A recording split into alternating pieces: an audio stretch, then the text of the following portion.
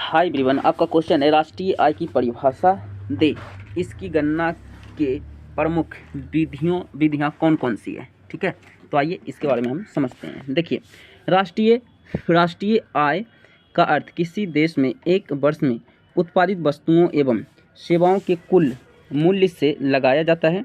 अर्थात वर्ष भर में किसी देश में अर्जित आय की कुल मात्रा को राष्ट्रीय आय कहते हैं। ठीक है, इसे 3 प्रकार से गणना करते हैं। पहला, उत्पादन गणना विधि। तो राष्ट्रीय आय की गणना अनेक प्रकार से की जाती है। चूँकि राष्ट्र के व्यक्तियों की आय उत्पादन के माध्यम से अथवा मौद्रिक आय के माध्यम से प्राप्त होता है, इसलिए इसकी गणना जब उत्पादन के योग के द्वारा किया जाता है तो उसे उत्पादन गणना विधि कहते हैं। ठीक है। दूसरा है आय गणना विधि।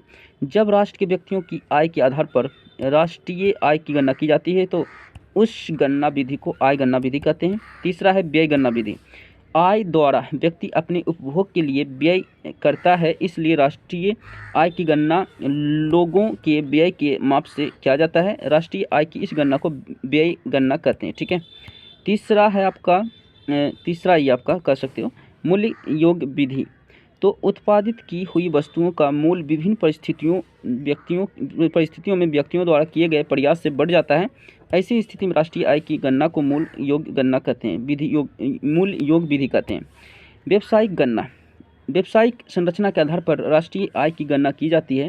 व्यावसायिक आधार पर की गई गणना को व्यावसायिक गणना विधि कहते हैं। ठीक है। Okay, so thank you, like share subscribe.